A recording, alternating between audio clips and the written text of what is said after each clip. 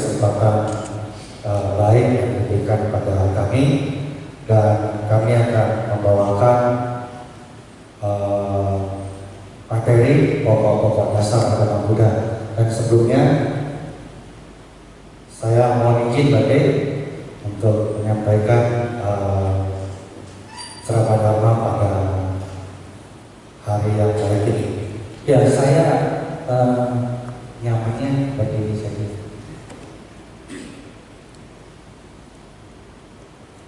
Oke, Ibu Bapak, ini pokok bahasan kita yaitu pengertian agama. Hanya ada satu dharma, pendekatan memahami ajaran Buddha dan esensi serta keunikan dari ajaran Buddha. Saya mulai dari kriteria agama di Indonesia.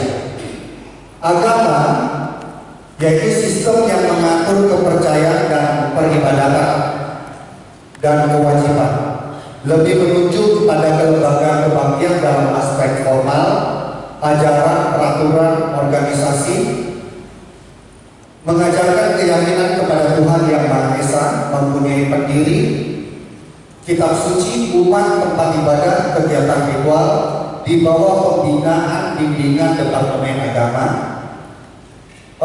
Seharusnya pengakuan dan pembentukan agama tidak ditentukan oleh pendapat orang-orang di luar sistem agama itu sendiri. Di Indonesia, ajaran Buddha itu dia agama bukan? Ajaran Buddha agama bukan? Sorry? Bisa iya, bisa enggak. Kalau enggak, dia apa? Lifestyle, oke. Selain lifestyle, filosofi. Terus, selain kalau dia tidak masuk dalam kategori agama, dia apa? The way of life, lifestyle, filosofi. Sah-sah saja, betul sah. Apapun itu Anda mau katakan sah. Tetapi ingat, di Indonesia ini perlu pengakuan. Ya, itu buat Anda pengertian Anda, dia mau filosofi kek, dia mau ajaran saja kek, tidak masalah. Tapi ketika kita keluar dan di negara ini perlu pengakuan, maka ajaran Buddha itu adalah agama, tidak bisa ditawar. Karena kalau ajaran Buddha itu hanya lifestyle, Pak Tosi tidak bisa ngajar di Ubay. Waisak, jangan harap punya tanggalan merah. Oh, itu lifestyle, itu kepercayaan. Misalkan, oh itu hanya kepercayaan saja, itu oke. Tapi kalau di Indonesia itu agama, ajaran Buddha itu agama, tidak bisa. Terus mengajarkan keyakinan kepada Tuhan Yang Maha Esa. Agama Buddha ini masih menjadi polemik di antara agama Buddha. Ya, masalah Tuhan ini, Tuhan, agama Buddha punya Tuhan enggak? Hah? Tidak ada.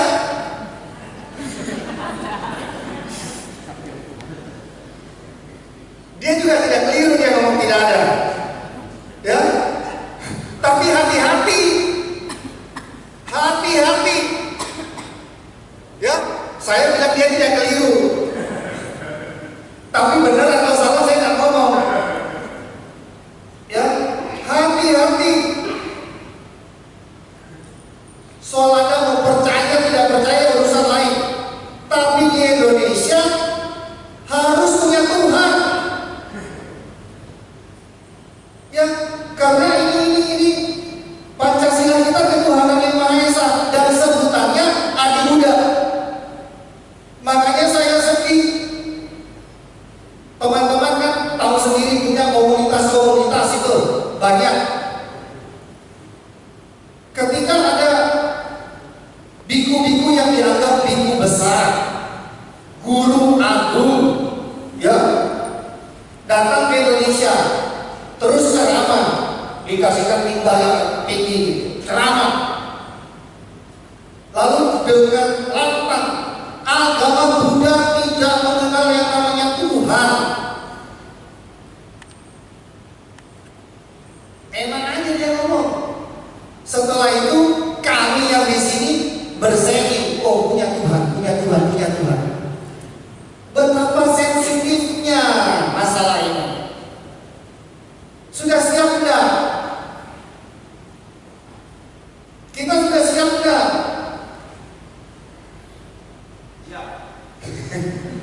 Ya. Oleh karena itu kita harus katakan bahwa agama Buddha di Indonesia punya Tuhan dan sebutannya Adi Buddha. Titik. Jadi urusannya nggak panjang-panjang. Ada satu kisah saya sharing. Kita dengan bangga ada satu biksu datang di Indonesia, biksu besar. Dia melihat, waduh, luar biasa Indonesia ini. Indonesia punya 5 agama, terus bisa hidup berdampingan. Biksu ini berceramah di universitas di Beijing. Dia cerita bahwa ada satu negara namanya Indonesia, 5 agama hidup berdampingan tanpa konflik. Biksu ini ngomong begitu di mahasiswa Beijing. Kenapa? Luar biasa. Terus dia begitu bangga-banggakan, lalu mahasiswanya cukup kritis. Dia katakan, suhu begitu bangganya menceritakan satu negeri yang namanya Indonesia. Katanya 5 agama hidup berdampingan. Tapi yang saya tahu suhu di negara itu bom meledak di mana-mana. Pada waktu itu masih ada bom Bali, bom Mario dan seterusnya. Di sini yang namanya negara yang tidak mengakui satu agama, tapi tidak ada bom itu. Bagaimana penjelasan suhu? Kalau Anda jadi suhunya yang biru-biru, kira-kira jawabanmu apa? Enggak seandainya, namanya seandainya.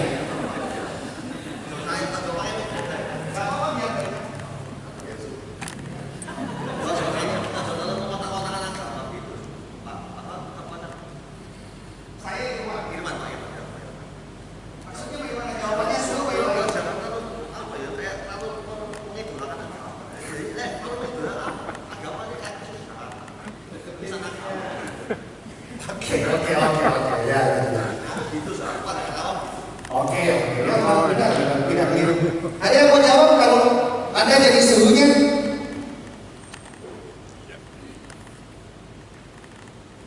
Suhu menyampaikan begini, bahwa dia mengatakan bahwa Tiongkok, Anda jangan pakai tolok ukur Tiongkok 50 tahun sampai 100 tahun belakangan ini saja, bahwa negara itu tidak punya agama atau tidak mengenal ajaran agama. Tapi coba kembali 100 tahun ke belakang lagi,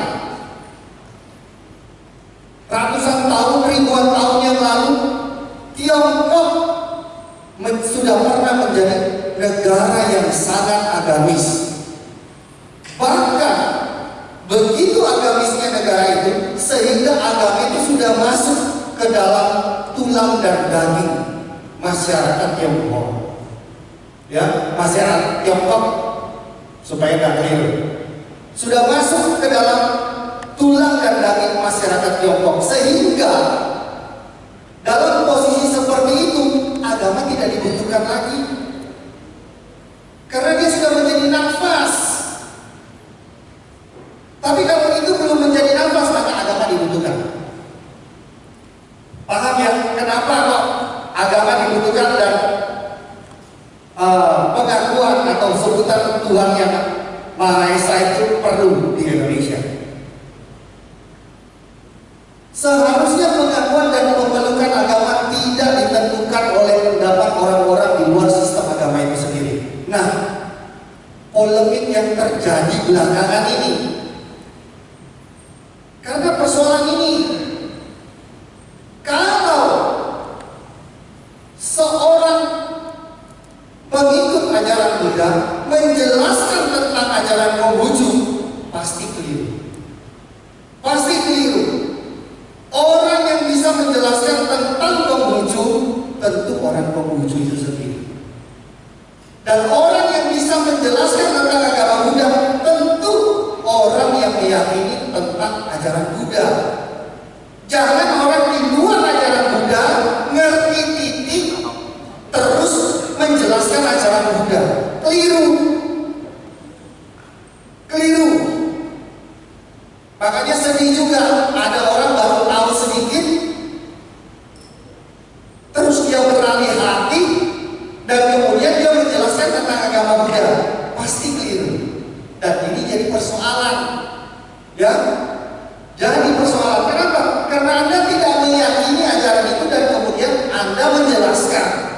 Karena itu tolong kita sebagai pemeluk agama menahan diri. Anda menjelaskan tentang ajaran yang Anda yakini saja. Jangan menjelaskan tentang ajaran yang tidak Anda yakini. Kalau persoalan, ya. Tapi kalau Anda mau cari soal ya silakan. Agama menurut etimologi asal bahasa Sanskerta dan Pali. Kata gam adjektif dari kata gam artinya pergi. Agama berarti kebalikan dari pergi, yaitu datang atau tidak pergi. Jadi agama Anda diajak datang, datang ke wihara, belajar. Ya, kalau yang saya mengerti, A itu tidak, agama itu kacau. Jadi Anda tambah belajar agama supaya Anda tambah tidak kacau. Nah, kalau Anda tambah belajar agama tambah kacau, ada persoalan. Hah? Oh, apakah itu sebutannya fanatik, isme atau apapun itu, pokoknya ada persoalan. Semakin belajar semakin kacau, itu masalah. Harusnya semakin belajar semakin tidak kacau. Ya. Agama adalah judul kitab suci Buddha, Mahayana, padanan dari Nikaya. Dari Theravada terdiri dari Dirga agama, Madhyama agama, Samyutta agama, Ekotara agama. Jadi agama itu bisa Nikaya. Anggutara Nikaya, anggutara agama itu sinonim, sama. Ya, agama Buddha dalam pengertian doktrin, ajaran dan peraturan dinamakan Buddha Sasana dan Buddha Dharma atau Buddhisme. Saya kira ini jelas, tidak ada masalah untuk ini. Hanya ada satu Dharma. Sebagaimana halnya dengan Samudra Raya yang hanya mempunyai satu rasa. Bagaimana rasanya samudra? Air asin. Oke. Demikian pula Dharma hanya mempunyai satu rasa, yaitu rasa kebebasan. Sebagai murid Buddha, ada orang yang tidak bisa belajar yang dalam-dalam. Dia cuma tahu tadi itu apa wani busa atau amitovo. Cuma dia bilang saya nggak bisa pikir yang lain-lainnya. Saya cuma bisa itu atau Buddha. Kelihatannya sepele sekali. Ya, dia cuma belajar yang cetek. It's okay. Mau belajar yang lebih dalam sedikit, agak. Misalkan kalau kita ke pantai, cari yang agak dalam sedikit. Juga sama rasanya asin. Sampai ada orang yang perlu mengisi intelektualnya, dia harus menggali, menyelam sampai ke dasar yang terdalam. Rasanya apa? Tetap asin. Rasa Buddha Dharma yaitu kebebasan. Mau belajar yang rendah, yang setengah dalam, yang terdalam sekalipun, rasanya kebebasan, yaitu I am free. Itu yang kita pelajari, bagaimana caranya supaya kita merasa bebas. Aku bebas, aku bebas, aku bebas. Jadi kita harus belajar supaya kita bisa bebas. Bebas dari keterikatan kita, bebas dari kemelekatan kita. Keanekaragaman dan adaptasi bukan perbedaan atau permecah belahan, melainkan membentuk bagian integral. Jadi kalaupun ada macam-macam ajaran, tidak masalah. Itu menambah wawasan, menambah kasana kita. Karena apa? Terus terang kita harus akui, Indonesia untuk agama Buddha sudah tertidur terlalu lama. 300 tahun lebih Indonesia tertidur, dan kitab-kitabnya pun semua sudah tidak lengkap lagi. Karena itu kita harus belajar secara otodidak. Oh, ada yang belajar ke Myanmar, ada yang belajar ke Taiwan, ada yang belajar ke Jepang, ada yang belajar ke Tibet, hanya untuk merangkai kembali mosaik yang sudah terpecah-pecah di Indonesia ini. Jadi jangan persoalkan kalau bahkan guru saya menyampaikan bahwa orang Tionghoa, jadilah orang Tionghoa yang beragama Buddha. Orang Jawa, jadilah orang Jawa yang beragama Buddha.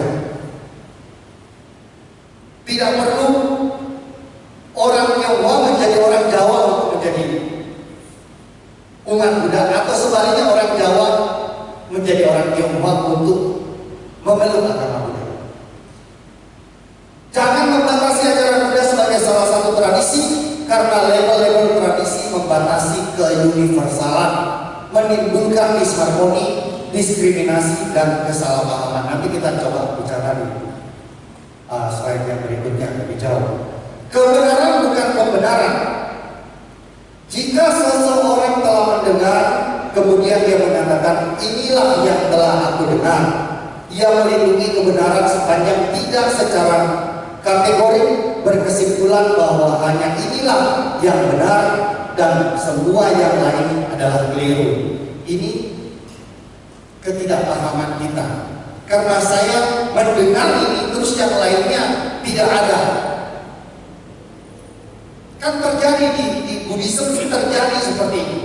Ya, saya cuma tahu Tripitaka, Mahamipitaka tidak ada, Tajangcing itu tidak ada. Padahal yang lainnya tahu bahwa ada itu yang namanya kitab Tajangcing. Seperti itu. Terus saya karena tidak pernah tahu ada namanya Tajangcing, saya mengatakan bahwa Tajangcing tidak ada, Mahamipitaka tidak ada. Konflik. Tinggal kita lihat Tajangcing itu dasarnya apa? Membawa pada pembebasan enggak? Jadi kalau ada Tajangcing kita pelajari juga tidak masalah, sepanjang itu membawa pada pembebasan diri kita juga. Dan dia memiliki unsur 4 kesunyatan 8 jalan Arya, is okay, kita terima itu. Jangan kita melihat bahwa hanya Tripitaka, Mahamipitaka tidak ada. Atau sebaliknya, saya cuma mau pegang Mahamipitaka, saya tidak mau pegang Tripitaka. Itu juga persoalan. Keterbatasan kemampuan manusia untuk menangkap seluruh kebenaran perlu disadari. Atau kalau tidak, kita menempatkan diri sebagai orang-orang buta yang berdebat mengenai bentuk seekor gajah. Pernah dikisahkan pada zaman Buddha, orang berbicara terus dia menjelaskan tentang yang dia tidak sebenarnya dia kuasai. Buddha panggil orang buta, terus ditempatkan di bagian-bagian gajah. Yang di kaki dia mengatakan, oh gajah itu seperti apa, ditanya. Begitu dia pegang kaki gajah, dia bilang gajah itu seperti pilar. Yang bagian ekor, dia mengatakan gajah itu seperti sapu raksasa.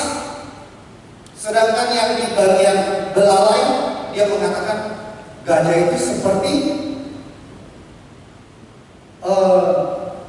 selang.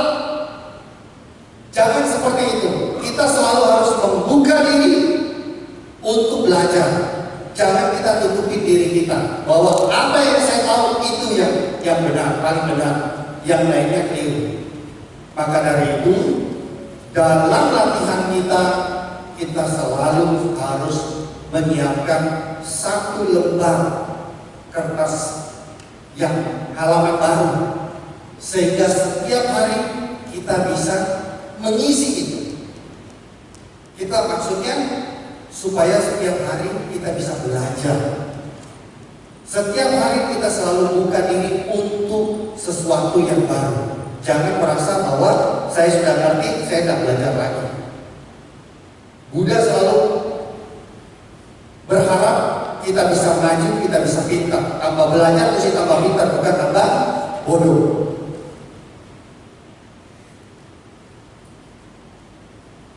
Sekarang, karena kita sudah meyakini ajaran Buddha, kita tes keimanan nih, ya. Ada pelancong terperosok di jurang tergantung pada akar pohon. Tuhan bertanya, apakah Anda percaya? Lalu mengatakan agar Anda melepaskan pegangan. Oke, kita tidak pakai kata Tuhan, ya. Kita pakai Kuan Yin. Kuan Yin, dia naik naga dengan jubah putih, ya terbang. Kan kita jatuh nih, jatuh di jurang, pegangan akar pohon. Terus Kuan Yin bilang, kamu percaya sama saya? Jawaban lu, tuh kamu tidak percaya sama Kuan Yin? Oke. Oh, nggak percaya sama Kuan Yin ya? Jadi kalau Kuan Yin bilang lepaskan tanganmu, kamu lepaskan? Ya pasti dah. Oke. Ayam ini kelihatannya lebih kusut. Tadi pakai apa? Muing.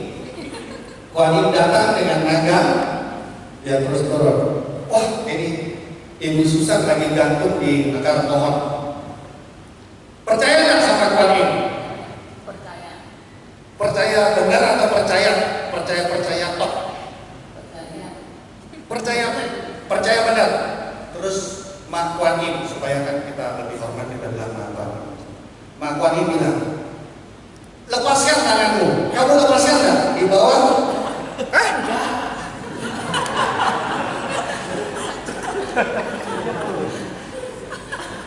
Yang masih muda dan lebih tua sedikit.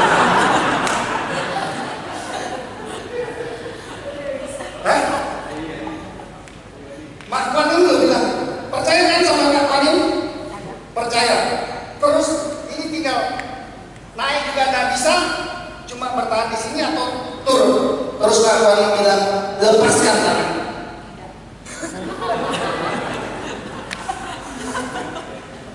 Semua oke. Jadi ini tergantung tingkat kematangan spiritual seseorang. Ini kita kembalikan. Ada beberapa yang, kalau itu memang Mak Kuan Yin, saya lepaskan. Tapi ada yang bilang, dia juga berpikir rasional. Kalau saya lepaskan itu di bawah batu karang, pasti mati. Yang mana yang betul? Semua betul. Semua betul. Jadi bukan bilang melepaskan. Semua betul. Tergantung tingkat kematangan kerohanian seseorang. Iman rasional menguji melalui pengalaman pribadinya. Kita kembalikan lagi bagaimana pengalaman pribadi seseorang. Saya kembali lagi kepada masalah apa ini?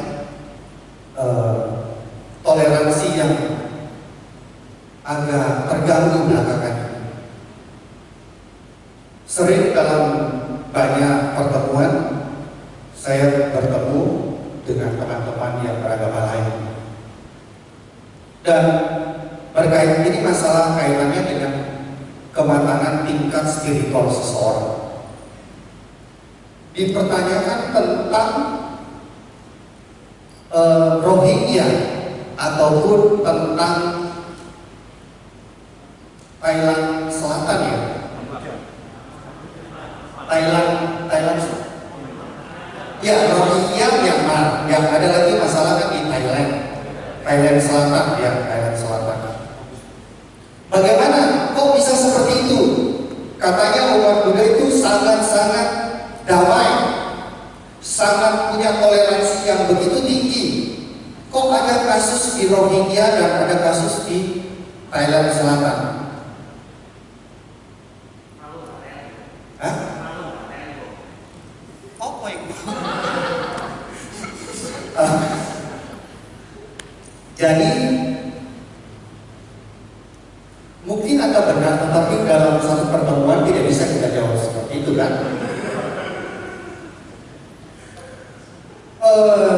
Saya hanya memberikan jawaban dari biksu di Thailand. Jadi pada waktu itu seorang biksu yang cukup senior, dia ke Thailand, dia mengunjungi daerah konflik. Setelah dia lihat, waduh, ternyata persoalannya seperti sudah begitu kacau. Lalu suhu menyampaikan bahwa karena terlalu kacau, beliau setuju kalau Thailand Selatan tidak perlu ada agama Islam, cukup beragama Buddha. Wah, yang agama Buddha hidup, wah, benar kan? Yang Islam dulu, ini perang tambah jadi di bakalan. Tapi suhu bilang sama yang umat Buddha, jangan kesana dulu. Saya setuju semua beragama Buddha dan Islam tidak perlu ada di Thailand Selatan apabila umat Buddha di sini berjanji bahwa setelah beragama Buddha tidak ada lagi ribut-ribut, tidak ada marah-marah, tidak ada lagi bunuh-bunuhan. Sanggup nggak? Tidak ada umat Buddha yang berani angkat tangan. Oh, kalau begitu agama Buddha memang di Thailand Selatan nggak cocok. Yang cocok agama Kristen, agama Islam saja. Agama Islam senang lagi, yang Buddha nggak terima lagi. Tapi yang begitu syaratnya, boleh beragama Islam semua, tapi tidak ada konflik, tidak ada orang bertengkar, tidak ada orang ribut, tidak ada orang bunuh-bunuhan. Sanggup nggak? Umat Islam di sana juga tidak sanggup. Jadi artinya persoalan itu bukan persoalan agama, persoalan itu adalah persoalan manusianya. Dan setelah ditelusuri lebih jauh, ternyata itu konflik antara yang satu menguasai narkoba, yang satu menguasai minuman keras. Persaingan dagang ini supaya mereka pertikaiannya mendapat support, dilarikan ke agama. Sebaliknya di Myanmar, bagaimana persoalan di Myanmar? Saya pikir, saya kebetulan pada waktu itu bersama-sama dengan teman-teman dari agama lain, kita ke Timur Tengah. Di Timur Tengah itu di Jordan, kita tahu di sana banyak sekali tenaga kerja Thailand, orang Thailand ribuan di sana bekerja, dan mereka beragama Buddha orang Thailand itu. Jadi saya tanya sama duta besarnya, apakah di sini ada yang namanya wihara di Timur Tengah di Jordan itu? Kan banyak umat-umat ribuan pekerja tenaga kerja Thailand. Apakah ada? Dia bilang tidak ada. Kok bisa? Kok umatnya ada, kok tidak ada tempat ibadahnya? Dia bilang satu dan lain hal, Timur Tengah hanya memperkenankan dua tempat ibadah, yaitu satu masjid dan dua yaitu gereja. Lain daripada itu tidak diperkenankan. Tidak diperkenankan. Sehingga bahkan katanya orang tenaga kerja Thailand itu supaya mereka bisa beribadah punya wihara, itu tempat ibadahnya disiasati dengan cara ini adalah tempat latihan yoga. Pun juga tidak diperkenankan setelah diketahui itu berfungsi sebagai wihara. Nah, disinilah Anda bisa melihat tingkat tingkat kematangan spiritual satu bangsa. Apakah itu di Myanmar, di Timur Tengah, dan bandingkan dengan di Indonesia. Dan rupa-rupanya kalau tadi saya sudah memberikan contoh di Tiongkok, agama itu sudah merasuk ke dalam tulang sumsum masyarakat Tiongkok. Jangan dipandang enteng tentang spiritual kepada masyarakat Indonesia. Masyarakat Indonesia itu sangat-sangat agamis dan tingkat spiritualnya juga cukup matang, sehingga sampai bisa kita rasakan sekarang 5 atau bahkan 6 agama sudah bisa hidup berdampingan dan tidak ada masalah. Yang masalah itu manusiawi, ya. Kembali lagi kita selalu bisa berpikir dan mampu untuk berpikir. Pendekatan memahami ajaran Buddha bukan menghasilkan sebarisan orang buta yang saling menuntut. Kita belajar bukan menjadi tambah bodoh, yang sudah dikasih tahu padahal. Kalau kamu lepas, jatuh, mati. Ya saya mau mati, ya mati. Memang mati beneran, gitu kan? Jadi jangan seperti itu. Kita harus bisa memilah-milah yang mana yang benar, yang mana yang bukan. Pasiko mengundang untuk dibuktikan rasional empiris. Jangan lekas percaya, pertimbangkan manfaat dan maknanya. Jadi apapun itu kita selalu harus mempertimbangkan, meskipun ada beberapa bagian yang tidak bisa dibuktikan. Tapi kalau doktrin Pasiko Anda datang, Anda buktikan, dan kemudian Anda percaya. Bukan kepercayaan membuta dalam agama Buddha. Tidak ada tempat untuk kepercayaan membuta di dalam ajaran Buddha.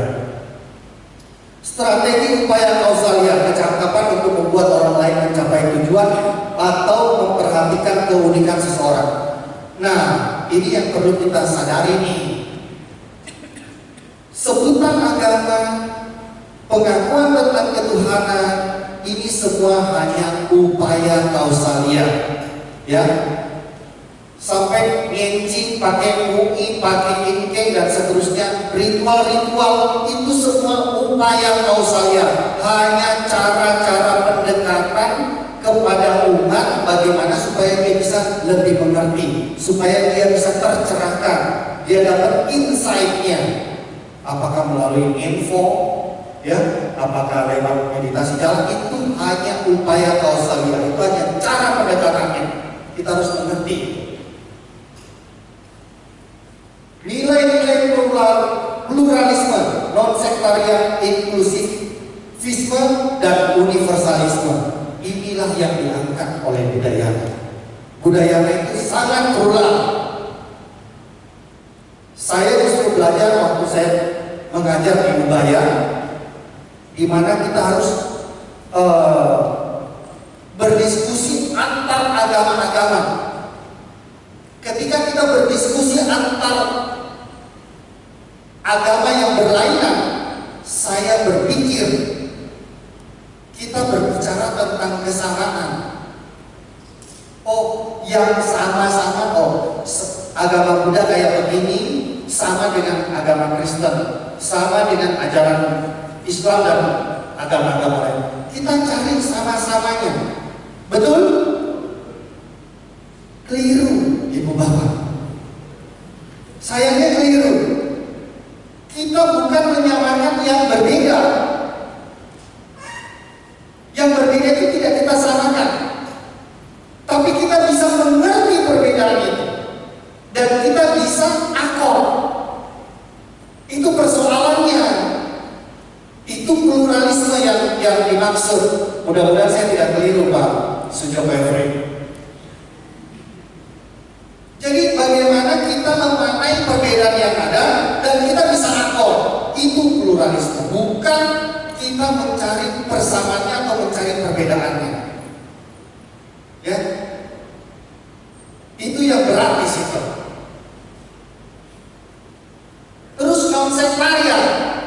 Yang dimaksud dengan non-sektarian itu seperti apa ya? Tolong saya dibantu. Ada yang bisa bantu?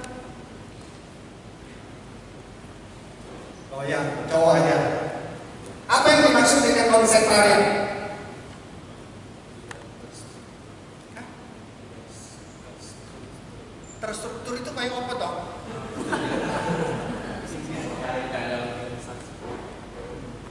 Oh, non sektarian menurut pandangan dia tidak ada organisasi. Ada pandangan lain? Ya.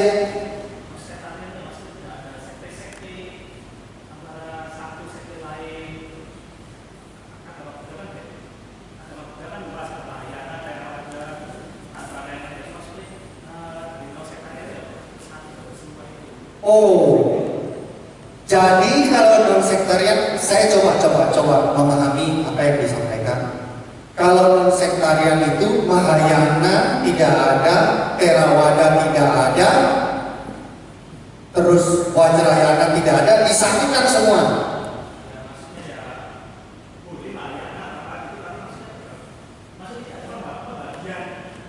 Tidak ada pembagian, jadi ya kalau tidak ada pembagian kan berarti digabung jadi satu, dikompres jadi satu.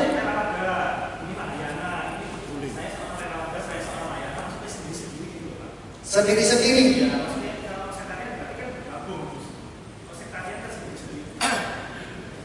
Ya, oke. Ada apa? Sama. Menurut saya kalau dia sektarian, non sektarian, kalau dia sektarian itu seharusnya ada toleransi untuk sesamanya. Jadi misal kalau saya kan seperti yang yang dibilang pasti dibeli dan karena tidak masalah itu. Kenapa? Nah seperti nanti dia bilang kalau dibeli dia kecewa karena sesama agama Buddha sendiri gabung dia sih. Nah, tapi nggak ada yang mau bantu karena alasannya bukan seperti saya. Saya kira kita semua pemahaman. Jadi pengertiannya begini, hati-hati. Saya pernah bikin satu acara mahasiswa, lalu dia mengatakan, Pak, karena kita kita non sektarian, oleh karena itu doanya juga ada Theravada, ada Mahayana, ada Vajrayana. Betul itu yang non sektarian? Betul itu? Kalau non sektarian berarti ada Theravada, ada Mahayana, ada Vajrayana. Supaya dibilang non sektarian. Betul nggak itu? Sing yakin Pak? Hah? Betul. Yaitu sekte baru. Itu sekte baru. Kalau bagi kami yang non sektarian, Theravada itu non sektarian. Mahayana itu non sektarian. Vajrayana juga non sektarian. Theravada ajaran Buddha bukan? Ya udah. Mahayana ajaran Buddha bukan? Ya udah. Tidak usah kita bikin sekte baru, yaitu paduan antara Theravada, Mahayana, dan Vajrayana. Jadi ikut imamnya saja. Jadi tidak ada masalah. Kalau pemimpinnya Theravada, ya sudah, itu ajaran Buddha. Jangan, oh saya caranya lain, bukan seperti itu. Kalau dia pimpinannya kebetulan Vajrayana, sudah ikut saja. Dan tidak perlu kayak oh iya, memang saya tidak ngerti. Pemeluk agama Buddha tidak identik dengan penganutan budaya India. Nah, ini penting. Ya, Buddha tidak pernah mengajarkan ajarannya terus berharap murid-muridnya model orang India. Tidak pernah Buddha bermaksud seperti itu. Jadi kalau nanti tahun depan, kemarin kita ada punya rencana tahun depan kita akan punya malam seni dan budaya Waisak, keluarga budaya Indonesia Jawa Timur.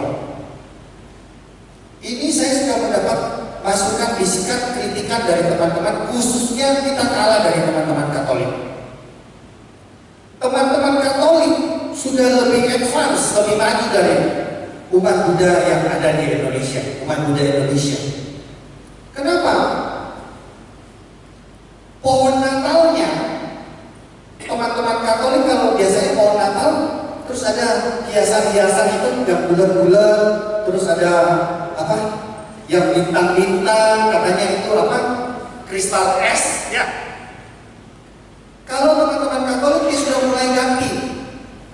Hiasannya itu dia ganti dengan logo, peti, ya. Terus bawang. Ya kan pohon Natal tidak ada harus begitu kan modelnya. Lah Indonesia tidak punya salju terus dibikinkan model salju. Jadi artifisial. Bagaimana kalau digantung peti, digantung bawang, digantung logo? Jadi kemarin kebetulan ada acara Waisak. Saya duduk sama teman Katolik, dia mengatakan, memang mudah suruh umatnya jadi orang India. Enggak pernah. Terus dia bilang, kenapa orang Indonesia kok pakaiannya model India, pakai sarung? Yo, saya bilang tunggu aja nanti kalau saya bikin acara, maka Raja Suddhodana itu pakai sewek. Salah nggak? Nggak salah, ini budaya. Ya, Ratu Mahamaya pakai sanggul. Boleh kan? Boleh, harus boleh. Sehingga itu bisa lebih meresap. Dan orang Indonesia tidak kehilangan akar budayanya. Kalau suhu saya bilang, orang yang kehilangan akar budayanya itu sedih sekali. Mereka menderita. Karena itu, suhu saya selalu mengatakan bahwa kalau orang Tionghoa beragama Buddha, jadilah orang Tionghoa yang beragama Buddha. Yang maksudnya tidak perlu menghilangkan ciri-ciri Tionghoanya. Umat Buddha yang Jawa tidak perlu menghilangkan ciri-ciri Jawanya. Ya, kalau saya minta maaf. Kalau kita baca Namo Tassa Bhagavato Arahato, tidak usah Namo Tassa Bhagavato, itu lidah Thailand. Pakai lidah Jawa saja, pakai lidah Tionghoa saja. Namo, nambu, lambu, itu lidah. Esensinya ya tetap, substansinya namo, kan begitu. Bahkan kita sampai diatur kalau nama sekarang mesti begini, atau bagaimana? Kan ada orang doa itu harus begini. Yang mana yang betul? Jangan begini juga sekarang. Ya, bahkan saya mau tanya, orang nama sekarang, misalkan nama sekarang budaya di situ, begini, posisinya begini, atau posisinya begini?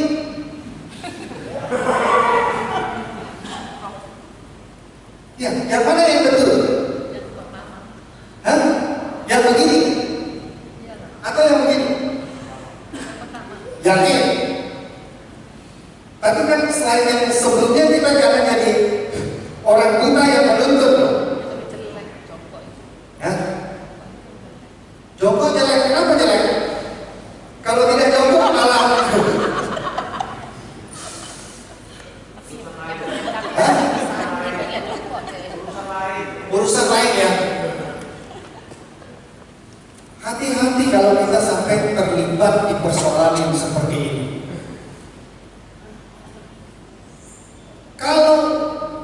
Kalau Indonesia kayaknya cocoknya gini ya. Terus begini atau begini? Hah? Sembarang. Ada yang mengatakan, sebab saya coba menelusuri, ada yang mengatakan justru yang begini itu. Yang benar itu begini. Jongkok itu yang benar jongkok. Kenapa? Coba kita kembali 2600 tahun yang lampau.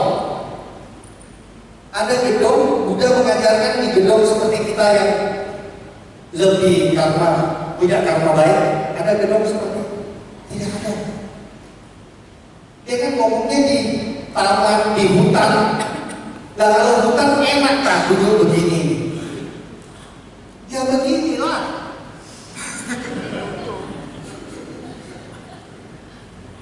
Jadi tidak masalah seperti itu. Dan ini sudah menjadi ada proses perubahan. Kalau dulu di Batu kan, apalagi kalau yang sudah pergi ke gunung apa itu, burung pemakan bangkai bukit, itu semua batu. Tidak mungkin kamu duduk bersila seperti sekarang ini, tidak mungkin. Jadi duduknya jongkok sambil mendengarkan ajaran. Dan tidak soal, bukan soal itu. Buddha mengizinkan para siswanya untuk mempelajari ajaran Buddha dengan menggunakan dialek atau bahasa masing-masing. Nah, Ngecing ada yang pakai bahasa Hokkien kan? Pernah dengar? Iya, tidak ada masalah. Mau pakai bahasa Hakka juga tidak ada masalah. Parita kita pakai bahasa, misalnya kita pakai doa, pakai bahasa Jawa, bisa nggak? Bisa. Dan Udayana sudah mendahului kita berkebaktian dengan bahasa Indonesia. Nah, berarti sudah pernah nggak pakai yang kebaktian bahasa Indonesia di sini? Mohon maaf berarti. Nah, itu sudah mulai bisa dipakai gitu. Dan saya kembali lagi, teman-teman Katolik kan sudah dulunya yang lalu-lalu waktu saya masih kecil, mereka kan masih pakai bahasa Latin itu, betul Pak ya, Pak Sujarwo. Mereka pakai bahasa Latin, sekarang sudah bisa pakai bahasa Indonesia, bisa pakai bahasa Jawa. Dan kenapa kita bangsa Indonesia yang punya budaya adiluhung tidak berani menggunakan kebaktian bahasa Jawa atau bahasa Indonesia? Ini Buddha memperkenankan kok, Vinaya 2 halaman 139. Buddha mengizinkan para siswanya untuk mempelajari ajaran Buddha dengan menggunakan dialek atau bahasa masing-masing. Dia menasihati para biksu untuk menyesuaikan diri dengan bahasa lokal tempat mereka membabarkan ajaran. Kalau di Jawa ya pakai bahasa Jawa, bahasa Indonesia, pokoknya bisa dimengerti lah. Jangan saya tiba-tiba pakai bahasa Mandarin di sini, tidak banyak yang tidak mengerti. Kan seperti itu. Posisi bahasa seperti yang ditulis Muhammad Yamin dalam sajarnya, bahasa bangsa tiada bahasa, bangsa pun gila. Saya kemarin waktu jalan sama siapa nih? Pak Budi Setiawan, mantan Dirjen. Beliau mengatakan, "Wan, ternyata nama itu penting. Nama itu penting. Kalau seseorang namanya James, maka nanti dia bertumbuh berkembang, dia akan cari James itu bagaimana. Tapi kalau namanya Tikno,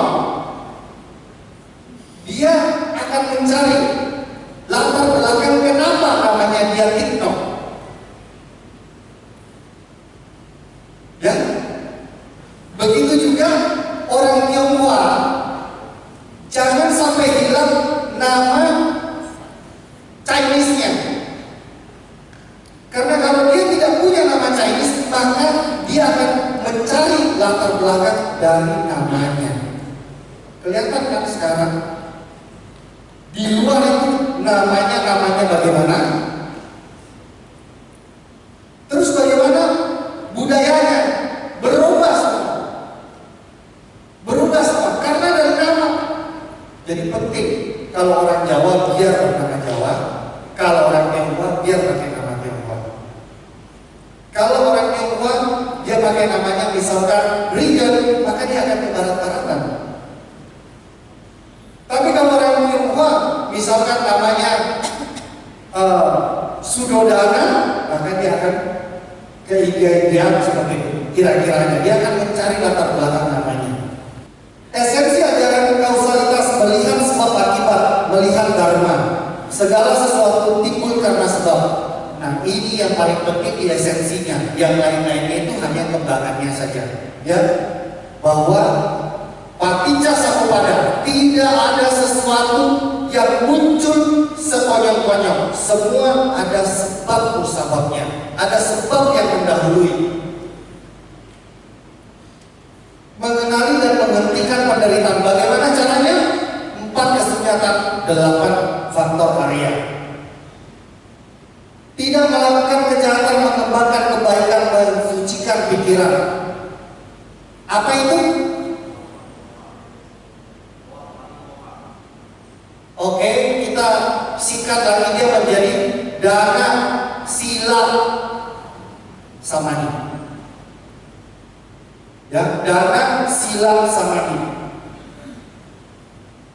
Menyingkirkan hawa nafsu, kebencian dan kebodohan, bebas dari kemelekatan. Nah, caranya seperti ini. Kita pakai metode yang namanya latihan hidup berkesadaran. Di sini dan sekarang kita juga harus memaknai, yaitu anicca, anatta, dan nirvana. Semua berubah. Kenapa dia berubah? Karena dia tidak punya inti yang kekal.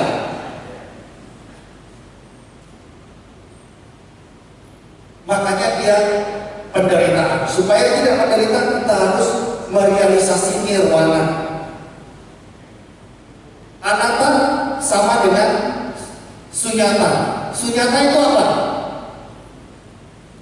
Tolong saya bantu yang sudah tahu. Sunyata. Hah? Sunyata kosong.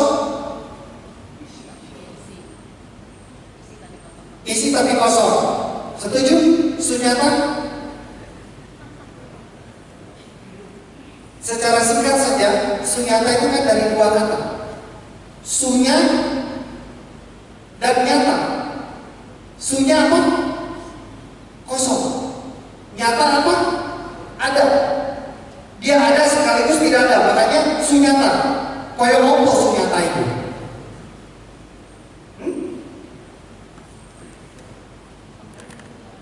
Udara. Masih bisa dirasa nih udara? Hah? Sinyal wifi, oke. Yang ada tapi kita tidak tahu ya. Tapi dia masih wujud kan? Sinyalnya itu masih wujud kan? Sekarang saat ini ada nggak? Hah? Ada? Ada? Yang mana yang saat ini?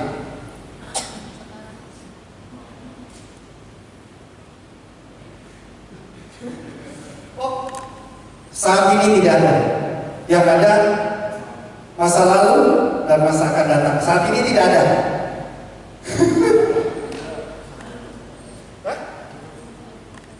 Dia begitu cepatnya berlewat. Tapi dia ada nggak? Yaitu sunyata antara lain ya. Antara lain sunyata itu seperti saat ini. Saat ini itu sudah lewat ya. Itu yang kita pelajari sekarang dan di sini. Ini yang kita pelajari, yaitu latihan hidup sadar.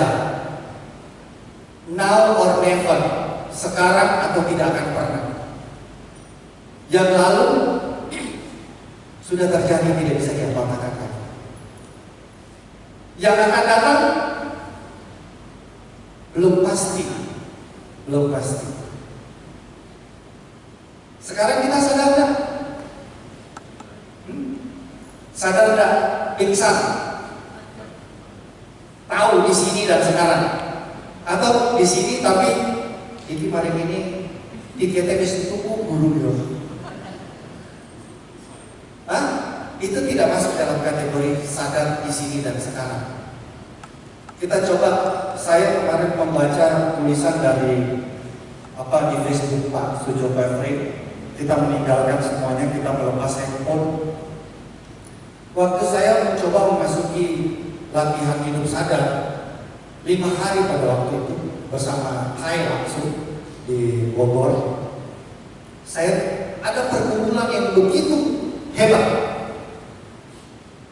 Bisa nggak saya lepaskan handphone?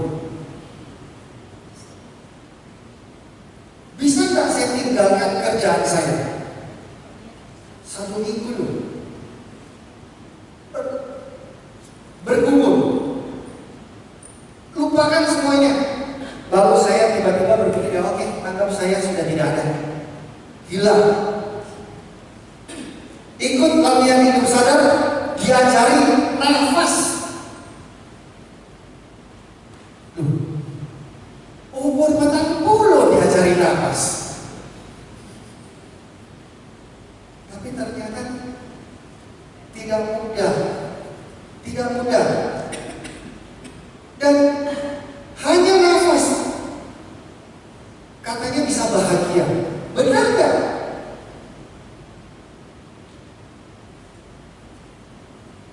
Kita selalu berpikir kebahagiaan itu di luar diri kita. Ketika saya masih sekolah, saya mengatakan nanti kalau saya sudah lulus, saya bisa bertanggung. Ya. Setelah Anda lulus, siapa yang sudah lulus? Lulus kuliah? Ada? Kan sebelum lulus kan bilang, saya kalau sudah lulus saya akan bahagia. Setelah lulus sudah bahagia belum? Kapan kamu bahagia? Kalau saya sudah kawin, saya berbahagia. Oh ya, menikah, sorry. Karena menikah ya wes. Setelah saya sudah menikah, saya baru bisa berbahagia. Setelah menikah, yang sudah menikah sudah berbahagia. Kalau sudah punya anak, baru berbahagia.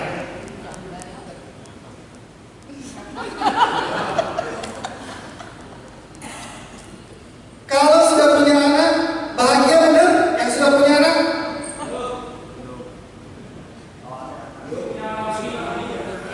Sudah punya anak lagi atau punya istri lagi?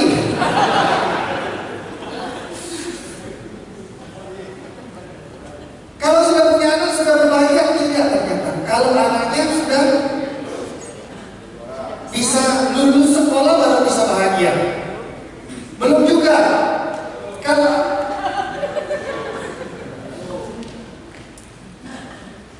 Kalau anaknya sudah kawin, baru bahagia. Enggak juga. Terus nyokok bukan penuh.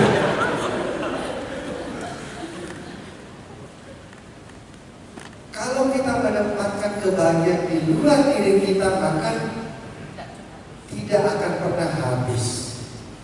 Ternyata hanya melupakan semuanya, sadar sekarang di sini dengan nafas tok bisa bahagia. Coba kita sama-sama tarik nafas. Saya begitu bahagia karena saya masih hidup. Buang nafas. Tidak ada alasan saya tidak berbahagia karena saya dikelilingi dengan orang-orang yang begitu menyayangi saya. Tarik nafas lagi. Kita maknai nafas ini. Bahwa kita masih diberikan nikmat, kita masih bisa berkarya, masih berguna untuk orang lain. Buang nafas. Dan kita melihat begitu banyak senyum-senyum, wajah-wajah cantik yang masih punya harapan. Seperti itu, kita bisa maknai ini. Hanya dengan di sini sekarang dan bernafas. Tidak perlu mesti tunggu punya suami atau istri. Oke? Jadi latihannya di sini dan sekarang. Tapi satu lagi, ajaran Buddha itu dia hanya kasih pilihan, kita yang menjalani. Tidak ada perintah. Enaknya kita meyakini ajaran Buddha itu tidak ada perintah. Kita hanya diberikan pilihan-pilihan. Selanjutnya terserah Anda. Satu-satunya jalan merealisasi nirwana yaitu 4 landasan kesadaran satipatthana. Latihan meditasi lagi satipatthana, ya.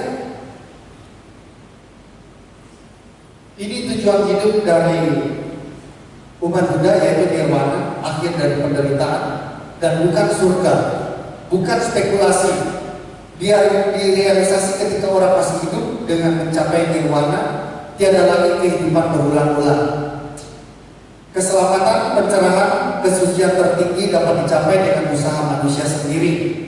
Beriman rasional dan berlindung kepada Triratna, bukan menyandarkan nasib kepada kekuatan luar. Ya, kita tidak.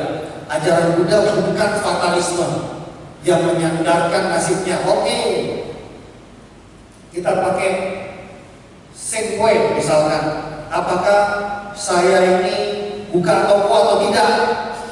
Pakai koin. Kalau kepala saya buka, kalau ekor saya tutup. Ya, kalau model begitu sih, itu yang namanya fatalisme. Ya, yang cocoknya kalau mau buka usaha, ya itu kita pakai hitung-hitungan dulu, dilihat semua visibility tadinya, baru ini memungkinkan untuk dibuka atau tidak. Ya, dan jangan mengandalkan kepada sesuatu, menyandarkan nasib kepada sesuatu di luar atau kekuatan luar dengan kekuatan luar. Belajar agama Buddha atau menyebarkan ajaran Buddha bagaikan lebah. Dia menghisap madu tapi tidak merusak kembangnya. Jangan mengajarkan ajaran Buddha, ajaran yang lainnya diputus. Sejak kamu beragama Buddha, maka kamu tidak bisa lagi menghormat leluhurmu, misalkan seperti itu. Ya, kamu jangan ikut orang tuamu lagi, tapi orang tuamu yang ikut kamu, dan seperti itu. Tapi ajaran Buddha bagaimana kita menebarkan cinta kasih sayang ini seperti madu yang menghisap madu tanpa merusak bunganya. Oke, saya kira sekian Paulus, sudah saatnya saya berhenti. Tapi sebelumnya, kalaupun ada pertanyaan, monggo 1-2 pertanyaan kita diskusikan. Kalau saya tidak bisa menjawab, barangkali teman-teman saudara-saudara saya yang lain bisa membantu saya dalam hal ini. Terima kasih.